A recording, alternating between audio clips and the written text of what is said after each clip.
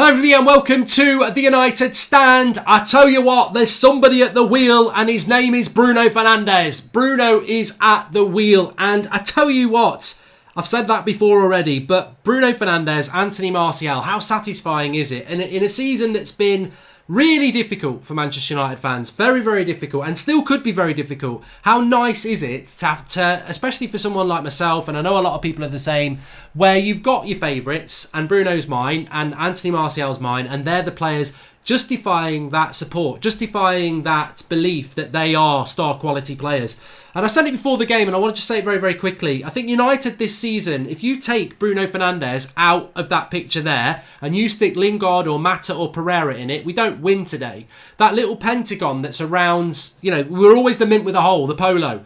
And now we've filled that hole with real quality. But that pentagon, that Fred and Matic, James and Greenwood and Martial, if they don't have that thing in the middle to drive it all, you become redundant. And I guarantee you now, look at that picture, take Bruno Fernandes out and stick Lingard or Pereira or Mata in there. We don't win that game like that. He is the difference. And a lot of people have said he's going to be the reason that Bruno's going to keep Ollie in a job. Well, it is somewhat ironic and it is somewhat annoying for the Ollie outers, I suppose, because this is a player we should have brought in the summer. If we'd brought him in the summer, we never would have had to go through all this Ollie's not good enough or anything like that, because he is so good that he will make such a big difference. And I tell you what, I bet it won't be long before Pogba's fit now, because everything's going well. But Manchester United today, look, was it the perfect performance? No, but it was so important to win. I'm so pleased. I predicted 2-0. They went beyond that and they won 3-0. And I think that with a player like Bruno Fernandes, with the form that Martial was in, and what we've always said about United, and look, let's not run away with ourselves, Watford are in the bottom three. We must remember that. They're in the bottom three. We've done this 3 times this season. Brighton, Norwich and Watford. We've played where we've been very comfortable and it could have been 6 or 7. And anybody saying it could have been 6 or 7 today is absolutely spot on. When teams have to attack us and they leave space at the back, United are a decent team. Unfortunately, we're still not that team that dominates the ball and creates chance after chance after chance. But when a team attacks us, we can create a lot of chances. And that's what happened. Watford, 1-0 down, they've got to come after us. 2-0 down, they've got to come after us. And they left the door open time and time again. Ole Gunnar Solskjaer would have been loving that. Absolutely loving that. Him and his coaching staff would have loved that second half, because they know Watford have got to come. They've got to keep coming and coming and coming, and the space is there. You saw it with the Mason Greenwood goal. The space he's running into to do the 1-2 with Bruno, and it's a lovely weighted pass by Bruno, and it's a lovely finish by Mason Greenwood. But if that's Watford losing 1-0 or drawing, they ain't going to leave us that space. But this is something that Ollie needs to realise. To play the way he wants to play, he's got to get in front of a game. He's got to make a team attack us. And when a team attacks us, we are really, really good. But in the first half, we have the same old issues where for about half an hour, we weren't really creating the chances. And this is where I still would... The only negative I'm going to say, and I don't think it's a day for negatives at all, the only negative I'm going to say is, why do we play 2 holding midfielders at Old Trafford?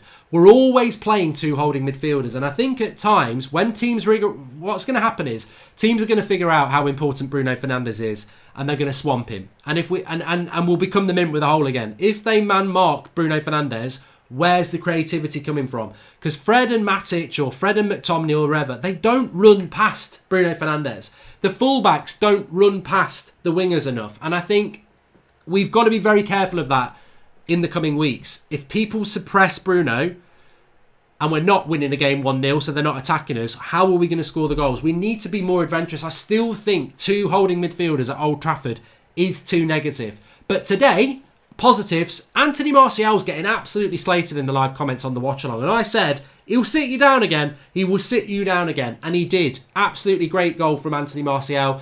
Bruno was superb. Can't wait to do the player ratings, because I think man of the match is going to be a really interesting conversation to have. But we talk about this, when Pogba gets back. Can't wait to see Pogba, Fred and Bruno playing. One holding, Pogba and Bruno.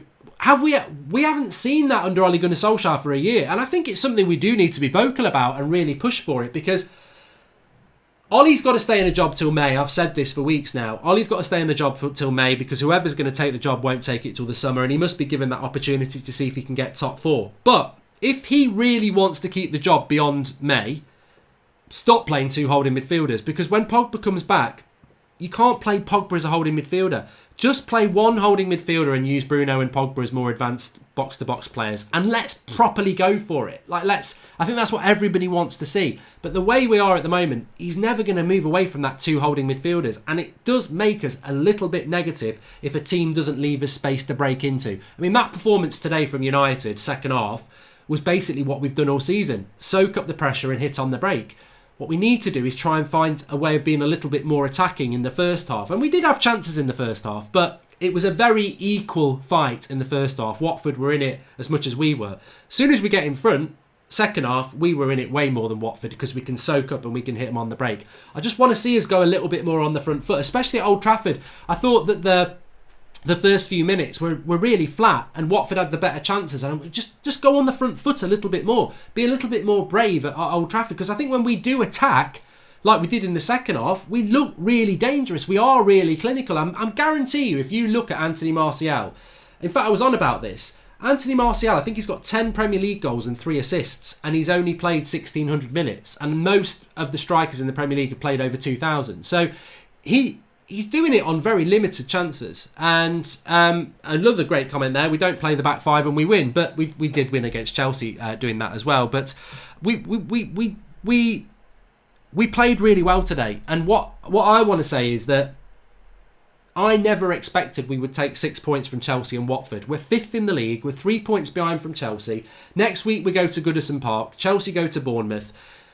We've got to do what Chelsea do now. We can't. That's why today was so important. And I do want to really focus on the positive here, that we so many times have gone and got a result like we did at Chelsea and then drawn this game or even lost this game. And to win Chelsea and win today, to take 6 points, we've now got 3 harder games. But it was always going to be like that. We can't slip up anymore. We've got Everton away, then we've got Man City at home, then we've got Spurs away in the league.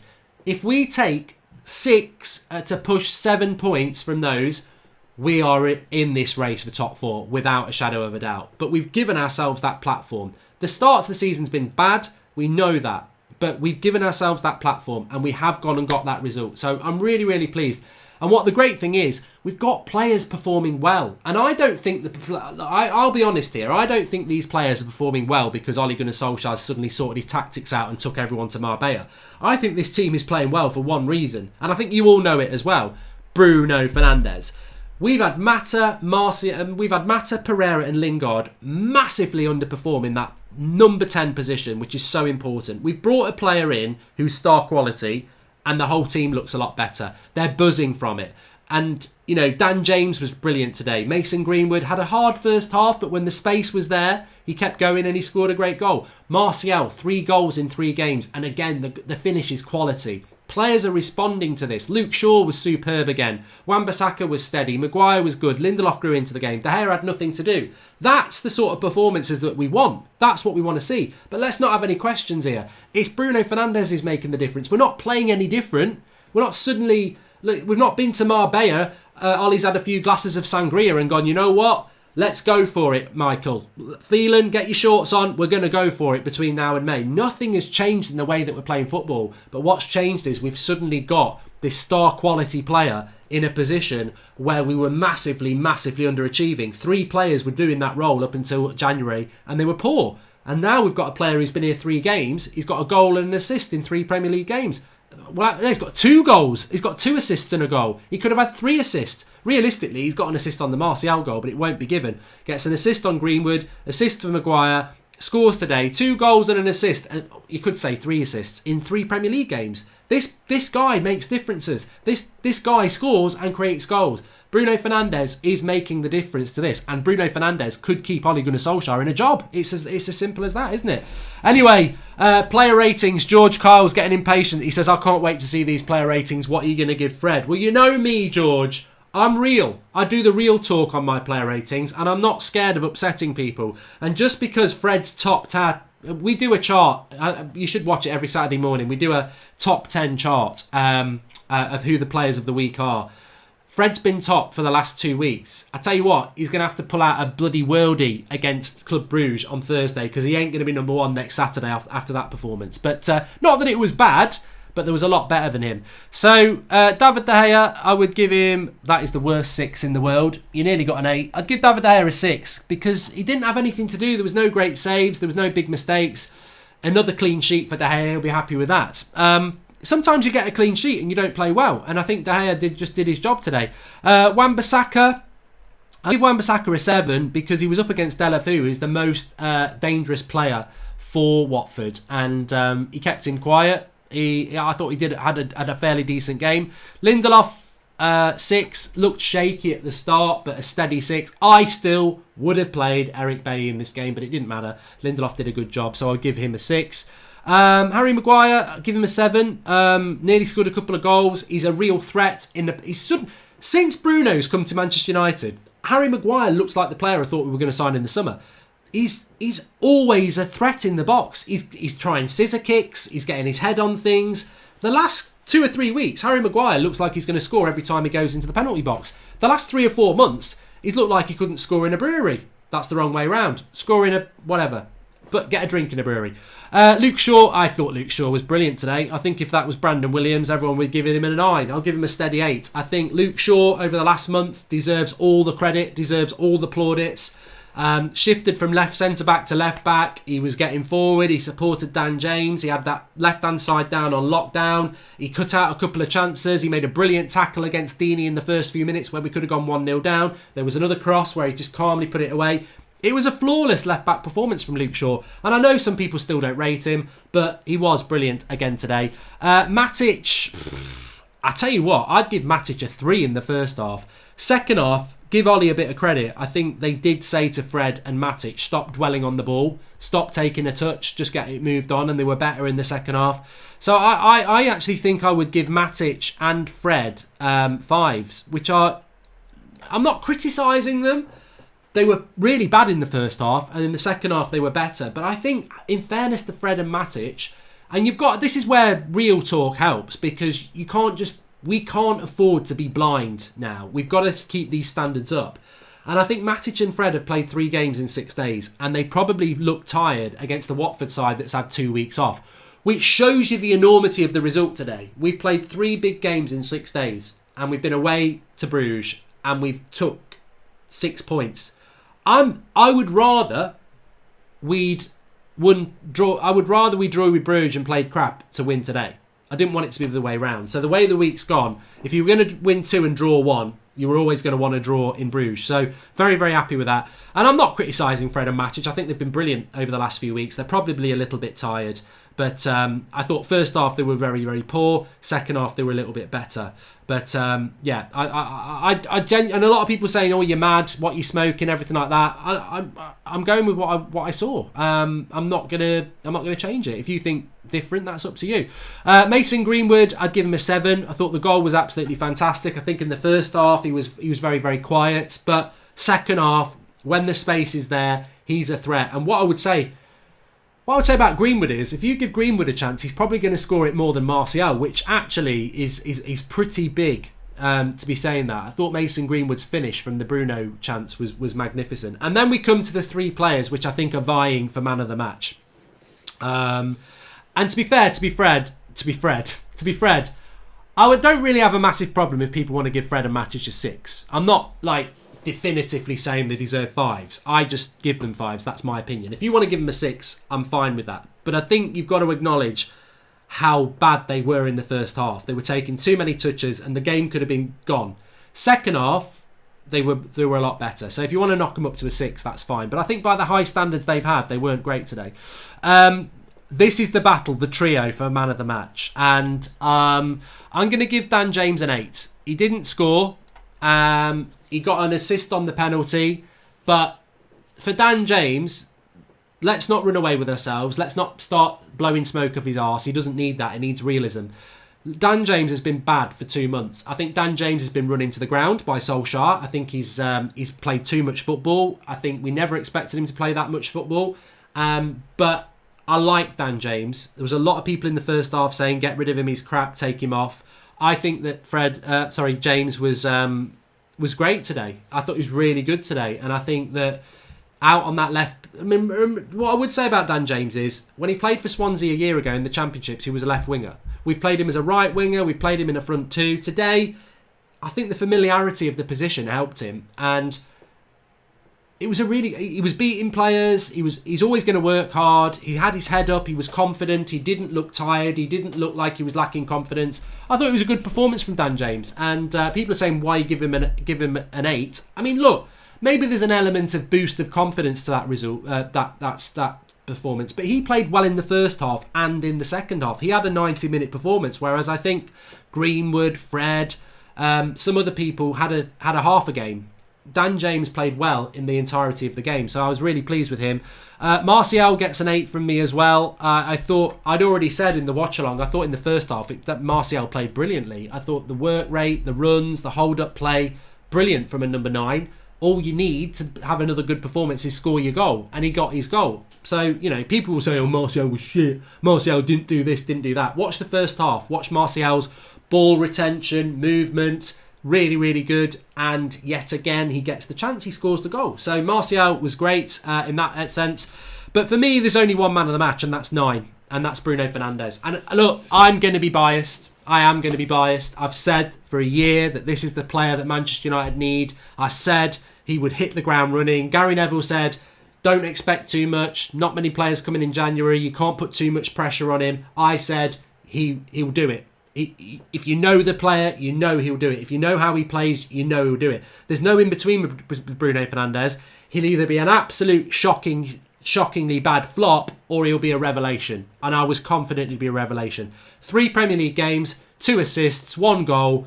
All the Arsenal fans who want to jump in there and think we've got a Pepe, forget about it. This guy ain't going to take 20 games to get a goal. This guy ain't going to take 20 games to put in a good performance. This guy ain't going to take a season to find some consistency. Straight in, January, into a team that's playing shit. Goals, assists, good performances, leadership, pushing Wan-Bissaka on, making runs, telling people where to play it, perfectly weighted pass for Mason Greenwood. He could have scored 2 goals himself. He could have had a hat-trick of assists. It was the complete performance from a number 10. And I tell you what, if you are Juan Mata, or you are Andreas Pereira, or you are Jesse Lingard, or any other failed number 10 that we've tried over the last 3 or 4 years, that's what a number 10 is. That's what a player is. That's what a leader is. He never hides. He always wants the ball. He always wants to make things happen. And he is the difference. He is the reason that Manchester United are performing at the moment. It's very simple. Football is very simple. Nothing's changed at United. We're still playing 2 holding midfielders every single game. We're still trying to hit teams on the break and defend and keep a clean sheet. But what we've added in is a player that can knit us together and make things happen in the final third. If you are at Old Trafford today trying to hit Watford on the break with Lingard in the number 10 position, you're not creating anything. You're not scoring anything. We've got an absolute quality player in there.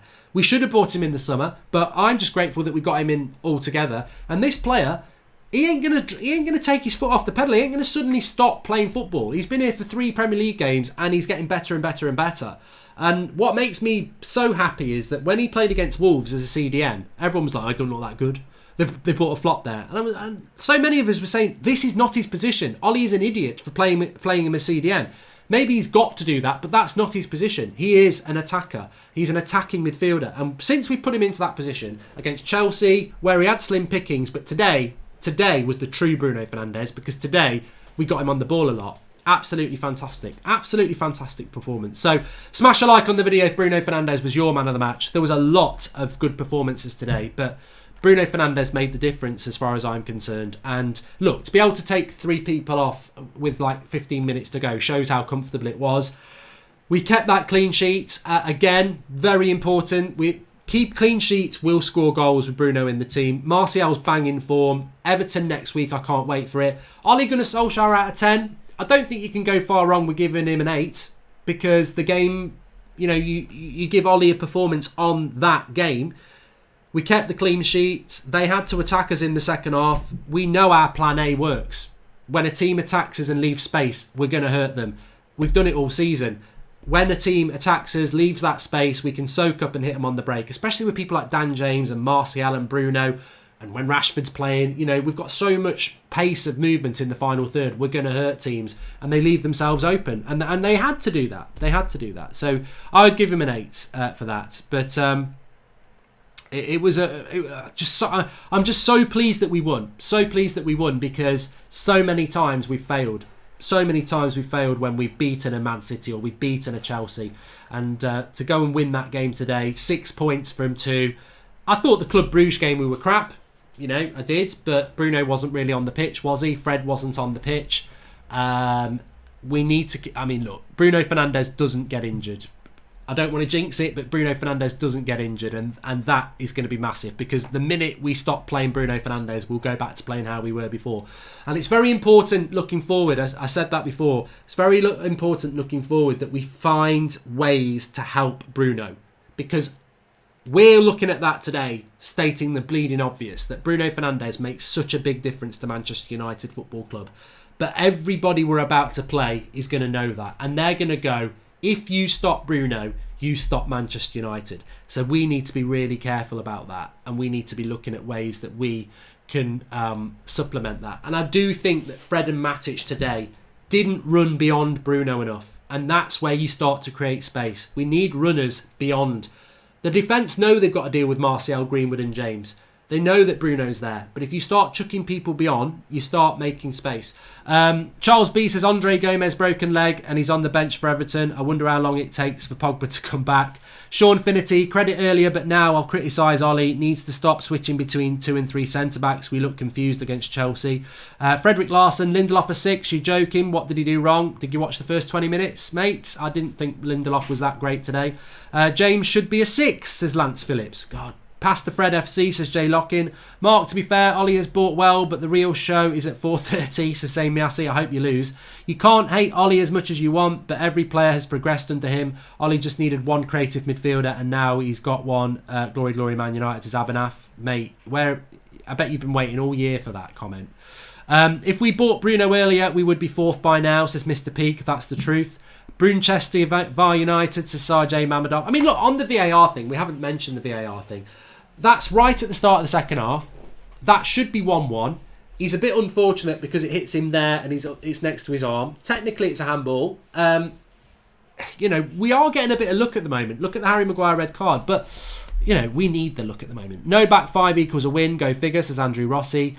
Zane says, I'm jealous of Bruno, his class. Timmy says, Bruno man of the match. Won a penalty, scored a penalty and created 2. Chong is the new Valderrama, says Alan Leese. Lee Galdart, Tony, bundles of class, apparently no work rate. Berbatov made a career out of that. Exactly. Look, I'm really happy. I am going to go and watch Everton versus Arsenal because we're going to play Everton next week, of course. But smash a like on the video. Subscribe if you're new. Bruno's at the wheel. Bruno is the difference yet again for Manchester United. But we got 3 points. We're in the race for top 4. We're into 5th place. We're 3 points behind Chelsea. Let's keep this momentum going. Consistency is always the big word with United. Let's keep it going. Thanks for watching. Speak to you all soon.